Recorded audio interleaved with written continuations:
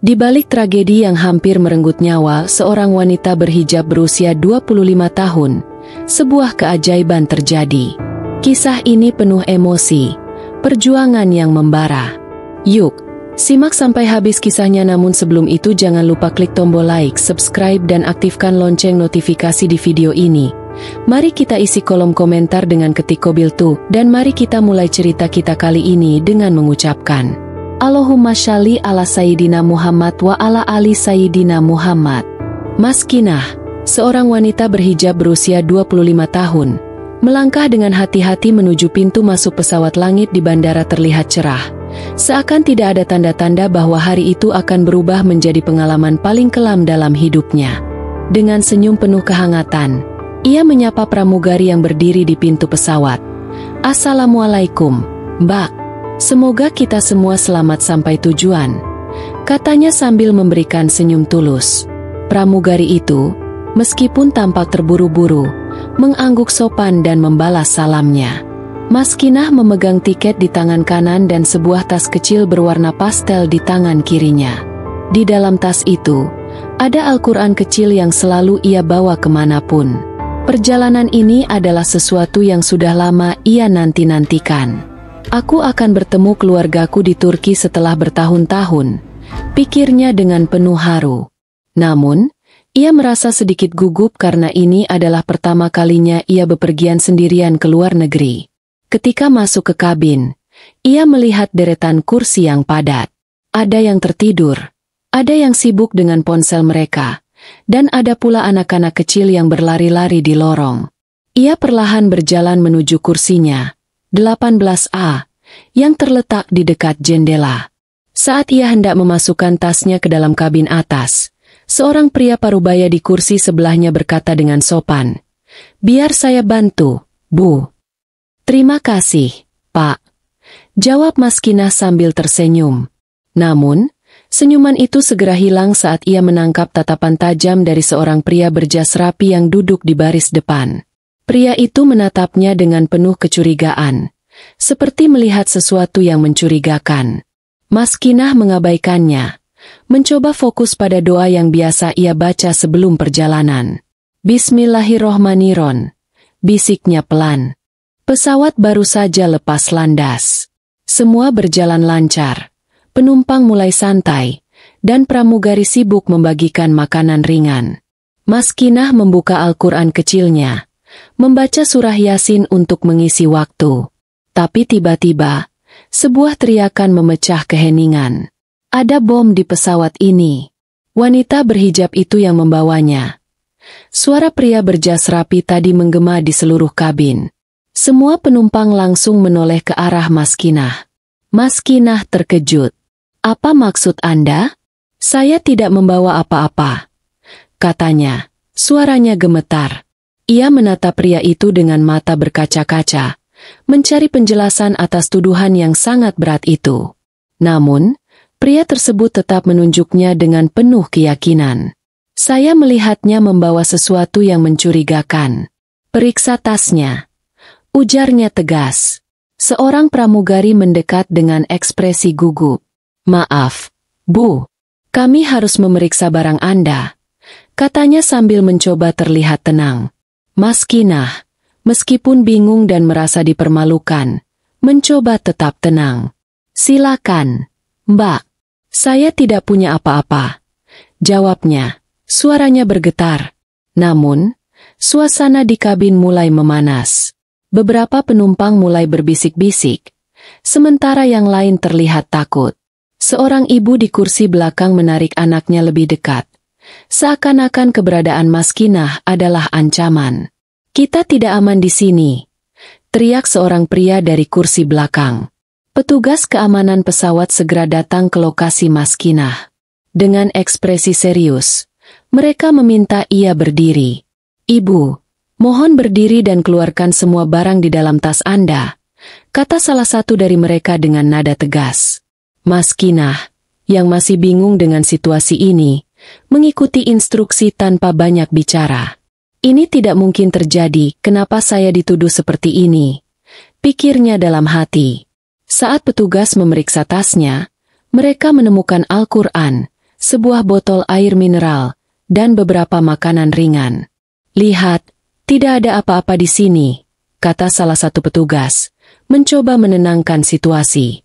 Namun, pria yang menuduhnya tidak menyerah. "Bukan itu. Saya yakin ada sesuatu di bawah kursinya," katanya sambil menunjuk dengan penuh keyakinan.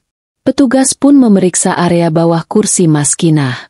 Dan di sanalah mereka menemukan sebuah paket kecil yang dibungkus kain hitam. Semua orang di kabin terdiam. "Apa ini?" tanya salah satu petugas sambil mengangkat paket tersebut. Maskinah terperangah. "Itu bukan milik saya. Saya tidak tahu apa itu," teriaknya. Namun, tak seorang pun mempercayainya. Kabin yang tadinya hanya dipenuhi bisik-bisik kini berubah menjadi keributan besar. "Dia pasti teroris. Kenapa kita harus mengambil risiko?" seru seorang pria yang duduk di dekat pintu darurat. "Tenang, jangan membuat situasi lebih buruk," kata seorang pramugari, mencoba mengendalikan keadaan. Di sisi lain, ada juga beberapa penumpang yang mulai meragukan tuduhan ini. "Apa kalian tidak merasa ini terlalu cepat menuduh? Kita belum tahu pasti," kata seorang wanita muda kepada pria di sebelahnya. Namun, suaranya tenggelam oleh teriakan dan argumen yang terjadi di kabin. Maskinah hanya bisa berdiri di tengah situasi itu dengan tangan bergetar.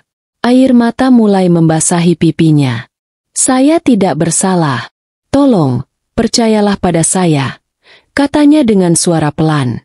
Tapi bahkan kata-katanya terdengar tak berarti bagi sebagian besar orang di sana. Petugas memutuskan untuk membuka paket tersebut di ruang khusus agar tidak membahayakan penumpang. Saat mereka membawa paket itu pergi, ketegangan di kabin semakin terasa. Penumpang mulai bertanya-tanya apakah mereka masih aman berada di dalam pesawat. Maskinah merasa seolah-olah dunia runtuh di hadapannya. Ia hanya bisa berdoa dalam hati, "Ya Allah, aku tahu Engkau tidak akan meninggalkanku. Berikan aku kekuatan untuk menghadapi ini." Seorang pramugari mendekatinya dan berkata dengan suara pelan, "Kami sedang mencoba mengatasi situasi ini. Harap tenang." Namun, kalimat itu sama sekali tidak menenangkan Maskinah. Di sisi lain, pria berjas rapi itu tampak puas dengan apa yang terjadi. Ia duduk kembali di kursinya dengan senyum tipis di wajahnya. Namun, di mata beberapa penumpang yang lebih jeli, ada sesuatu yang mencurigakan tentang dirinya. "Dia terlalu berlebihan, apa mungkin dia menyembunyikan sesuatu?" gumam seorang penumpang kepada istrinya. Ketegangan di kabin semakin meningkat setelah paket kecil misterius itu dibawa oleh petugas keamanan pesawat. Penumpang mulai panik dan mengajukan berbagai pertanyaan yang menciptakan suasana kacau. "Apa yang sebenarnya terjadi? Apakah kita dalam bahaya?" tanya seorang wanita parubaya dengan suara gemetar kepada pramugari. Sementara itu, seorang pria muda yang duduk di baris tengah mengeluh keras. "Kenapa mereka tidak segera mendaratkan pesawat ini? Apakah mereka menunggu sesuatu yang buruk terjadi?" Pramugari berusaha menenangkan penumpang, tetapi kekacauan sudah terlanjur terjadi. "Mohon tenang, Bapak dan Ibu. Kami sedang menangani situasi ini sesuai protokol keamanan," ujar seorang pramugari sambil berusaha tersenyum, meski matanya menyiratkan kecemasan. Di tengah kekisruhan itu, Maskinah hanya bisa duduk terdiam. Wajahnya pucat, dan tangannya gemetar. "Hebat!" ia menunduk, mencoba mengatur napas, namun bisikan-bisikan penumpang di sekitarnya seolah menembus hatinya. "Apa benar dia membawa bom?" tanya seorang anak kecil dengan polos kepada ibunya. Sang ibu langsung menarik anaknya mendekat sambil berkata lirih, "Diam, Nak. Jangan dekat-dekat dengannya." Perkataan itu membuat Maskinah meneteskan air mata. Ia merasa dihakimi tanpa kesempatan untuk membela diri. Ia ingin berteriak bahwa ia tidak bersalah, tetapi lidahnya keluh, tertahan oleh rasa takut dan ketidakberdayaan. Seorang pria tua yang duduk di dekat lorong mencoba berbicara kepada penumpang lainnya. "Kita tidak boleh langsung menuduh tanpa bukti jelas. Bukankah itu tidak adil?" Namun, Suaranya tenggelam di tengah kepanikan yang terus memuncak. Sementara itu, pria berjas rapi yang sebelumnya membuat tuduhan hanya duduk dengan ekspresi dingin, seolah menikmati drama yang sedang berlangsung. Kapten pesawat, yang selama ini memantau situasi dari kokpit, akhirnya membuat keputusan yang mengejutkan. Melalui pengeras suara, ia berkata, "Penumpang yang terhormat, demi keselamatan kita semua, kami memutuskan untuk mengambil tindakan tegas terhadap dugaan ancaman keamanan ini." Kalimat itu membuat suasana semakin mencekam. Penumpang bertukar pandang dengan wajah penuh ketakutan dan kekhawatiran. Maskinah yang mendengar pengumuman itu langsung merasa tubuhnya melemas. Apa maksud mereka? Apa yang akan mereka lakukan padaku? Pikirnya dengan panik. Tak lama kemudian, dua petugas keamanan mendekati tempat duduknya. Salah satu dari mereka berkata dengan nada datar, "Ibu, kami akan meminta Anda turun dari pesawat dengan menggunakan parasut. Ini untuk keselamatan bersama." Mata Maskinah membelalak tak percaya. "Apa? Anda serius? Saya tidak bersalah. Saya bahkan tidak tahu apa-apa tentang paket itu," teriaknya dengan suara yang bergetar. Namun, para petugas tidak bergeming. "Kami hanya menjalankan perintah, Bu. Tolong ikuti instruksi kami," ujar petugas lainnya. Para penumpang yang mendengar percakapan itu hanya bisa melihat dengan berbagai ekspresi. Ada yang lega karena merasa ancaman akan segera diatasi, tetapi ada juga yang tanpa ragu akan keadilan keputusan ini. "Ini tidak benar. Anda tidak bisa memperlakukan saya seperti ini," seru Maskinah dengan air mata mengalir deras di pipinya. Namun, teriakan itu hanya seperti angin lalu bagi para petugas yang tetap menyeretnya menuju pintu darurat. Seorang wanita muda mencoba berdiri untuk membela Maskinah, tetapi ia ditahan oleh suaminya. "Jangan ikut campur, sayang. Ini terlalu berbahaya," bisiknya. Ketika pintu darurat dibuka, udara dingin langsung menerpa wajah Maskinah. Ia berdiri di tepi pintu, dengan parasut yang dipasang secara terburu-buru oleh petugas. Suara mesin pesawat dan angin kencang membuat suasana semakin mencekam. "Ini seperti mimpi buruk," pikirnya sambil memejamkan mata. Ia tidak bisa lagi menahan tangisnya. "Ya Allah, jika ini adalah akhir hidupku, ampunilah dosa-dosaku. Berikan kekuatan pada keluargaku untuk menerima kepergianku." Namun, di saat terakhir sebelum ia didorong keluar, sebuah kalimat keluar dari mulutnya, menggema di antara deru mesin pesawat, "Saya tidak bersalah. Allah Maha Tahu siapa yang benar." Dengan tubuh yang bergetar hebat, Maskinah akhirnya dilempar keluar dari pesawat. Tubuhnya melayang di udara, dikelilingi oleh langit yang gelap dan angin yang menggila. Tapi di tengah keputusasaan itu, ia merasa ada kekuatan yang melindunginya.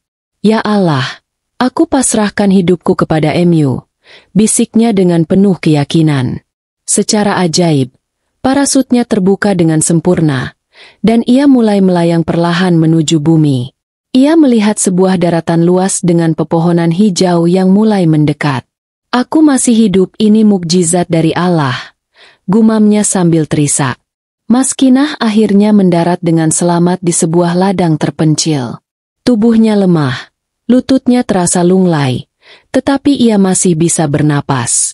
Seorang nenek tua yang sedang memetik daun teh di ladang itu melihatnya dengan penuh keheranan. "Ya ampun, siapa kamu, Nak? Dari mana kamu datang?" tanya nenek itu sambil mendekatinya.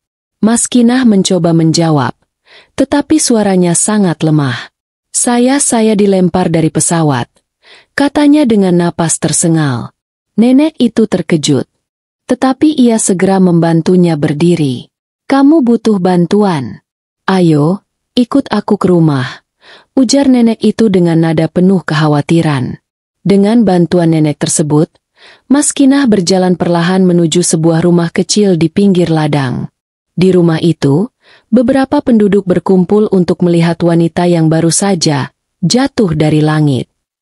Mereka mendengarkan cerita Maskinah dengan penuh perhatian. Beberapa dari mereka bahkan menangis mendengar penderitaan yang dialaminya. Ini tidak adil. Bagaimana bisa mereka memperlakukanmu seperti itu? Kata seorang pria muda dengan nada marah. Sementara itu, di dalam pesawat, suasana berubah setelah pramugari menemukan rekaman CCTV yang menunjukkan seorang pria berjas rapi, pria yang menuduh Maskinah, meletakkan paket misterius itu di bawah kursinya sebelum ia menaiki pesawat pramugari itu langsung melaporkan temuannya kepada kapten. Pak, ini bukti bahwa wanita itu tidak bersalah.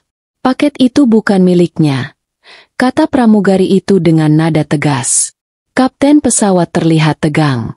Ia menyadari bahwa keputusan yang ia buat telah mencoreng nama maskapai dan merugikan seorang penumpang yang tidak bersalah. Kita harus segera melaporkan ini ke pihak berwenang, katanya. Namun, penumpang yang mendengar temuan itu mulai merasa bersalah. Beberapa dari mereka bahkan menundukkan kepala, menyadari bahwa mereka telah menghakimi Maskinah tanpa bukti. Pria berjas rapi yang melihat situasi itu mulai panik. Saya tidak tahu apa yang Anda bicarakan, ujarnya mencoba membela diri. Namun, bukti rekaman tidak bisa disangkal. Seorang petugas keamanan langsung menahannya di tempat. Anda ditahan sampai kami mendarat, kata petugas itu dengan nada tegas. Drama di pesawat itu akhirnya mengungkap kebenaran. Tetapi kerugian yang dialami Maskinah tidak akan pernah bisa dihapus begitu saja. Kisah yang terjadi di pesawat tersebut langsung menjadi sorotan besar setelah mendarat. Seorang jurnalis yang kebetulan berada di pesawat menulis berita berjudul, "Wanita berhijab dilempar dari pesawat, fitnah dan kejahatan yang terselubung." Artikel ini langsung menyebar luas di media sosial dan menjadi topik hangat di berbagai saluran berita internasional. Wanita itu tidak bersalah. Semua bukti menunjukkan bahwa dia dijadikan kambing hitam, ujar seorang analis keamanan penerbangan dalam sebuah wawancara di salah satu stasiun berita. Potongan video rekaman CCTV yang bocor di internet menunjukkan bagaimana pria berjas rapi tersebut sengaja meletakkan paket mencurigakan di bawah kursi Maskinah sebelum menuduhnya. Netizen dari berbagai negara mulai mempertanyakan tindakan maskapai dan meminta keadilan bagi Maskinah. Di media sosial, tagar seperti Justice for Maskinah dan Stop Islamofobia mulai trending. Bayangkan kalau itu terjadi pada kita atau keluarga kita. Apakah kita akan diam saja? Tulis salah satu pengguna Twitter. Ada juga unggahan yang memperlihatkan foto Maskinah bersama keluarganya sebelum keberangkatan dengan caption, "Dia hanya ingin bertemu keluarganya, tapi apa yang dia dapatkan?" Berita ini menarik perhatian banyak organisasi hak asasi manusia. Salah satu organisasi terkemuka, Human Rights Watch, mengeluarkan pernyataan resmi. "Kami mengecam keras tindakan diskriminatif yang terjadi dalam penerbangan ini. Tidak ada tempat untuk prasangka di dunia modern," ujar salah satu juru bicara mereka.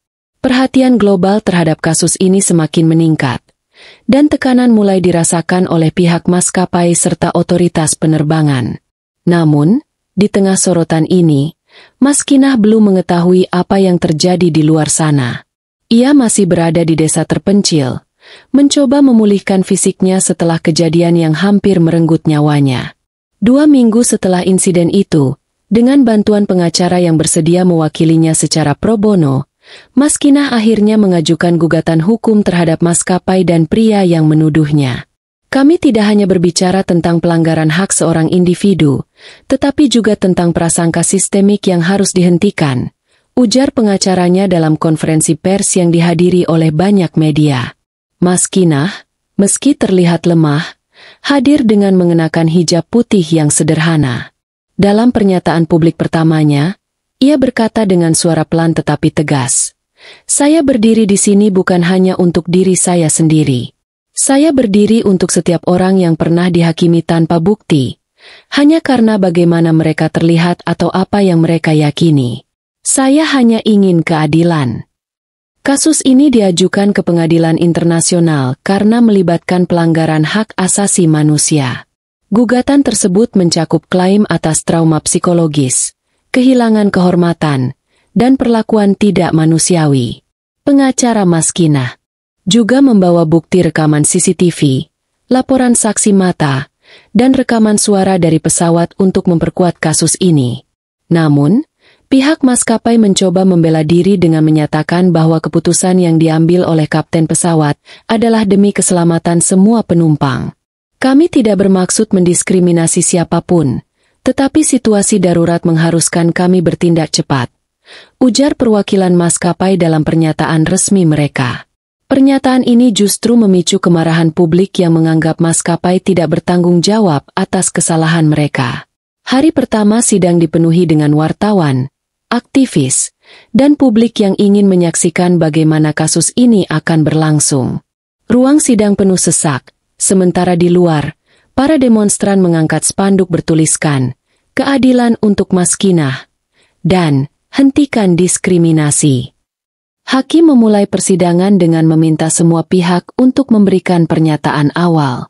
Pengacara Maskinah memaparkan dengan tegas, "Ini adalah kasus yang tidak hanya menyangkut klien kami, tetapi juga integritas sistem hukum kita. Bagaimana mungkin seseorang bisa dihukum tanpa bukti, hanya berdasarkan prasangka?" Ketika rekaman CCTV diputar di ruang sidang, suasana menjadi hening.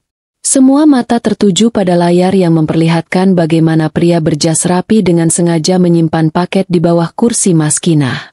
Beberapa orang di ruang sidang menggelengkan kepala dengan ekspresi tidak percaya. Bahkan hakim pun terlihat serius sambil mencatat sesuatu di buku catatannya. Pria berjas rapi yang menjadi terdakwa utama akhirnya dipanggil untuk memberikan kesaksian. Dengan wajah pucat, ia berkata, "Saya hanya panik.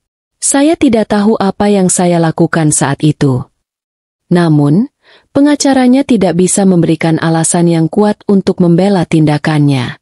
Bukti yang ada sudah terlalu jelas untuk disangkal. Pada sesi berikutnya, pria berjas rapi itu akhirnya mengakui perbuatannya. "Saya meletakkan paket itu karena takut ketahuan membawa barang ilegal. Saya pikir menuduh seseorang akan mengalihkan perhatian. Saya tidak pernah menyangka akibatnya akan sebesar ini. Saya sangat menyesal," ujarnya dengan suara bergetar. Di ruang sidang, banyak yang terkejut dengan pengakuan ini. Sebagian besar penonton, termasuk wartawan, sibuk mencatat dan melaporkan setiap kata yang diucapkan. Maskinah yang duduk di kursi penggugat hanya menunduk, mencoba menahan air matanya. Ia merasa lega karena kebenaran akhirnya terungkap, tetapi juga terluka karena harus melalui pengalaman yang begitu menyakitkan.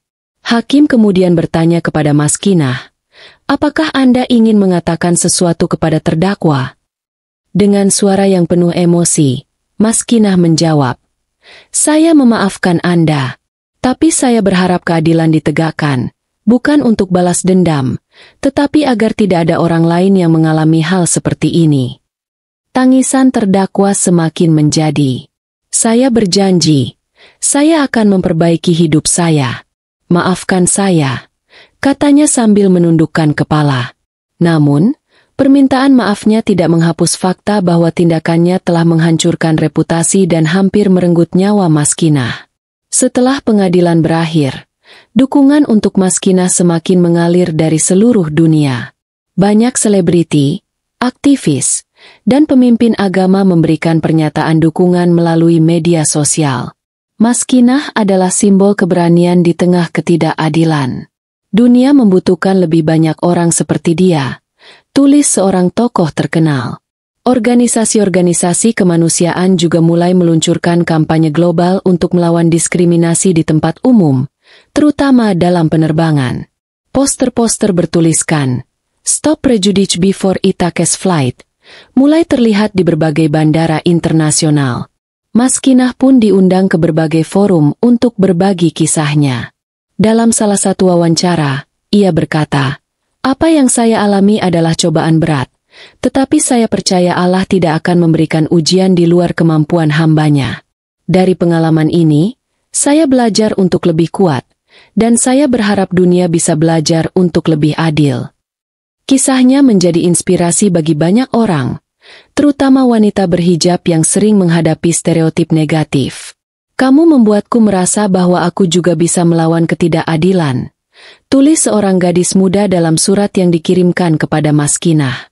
Setelah fakta-fakta persidangan terungkap dan pria berjas rapi dinyatakan bersalah, tekanan publik terhadap maskapai semakin besar.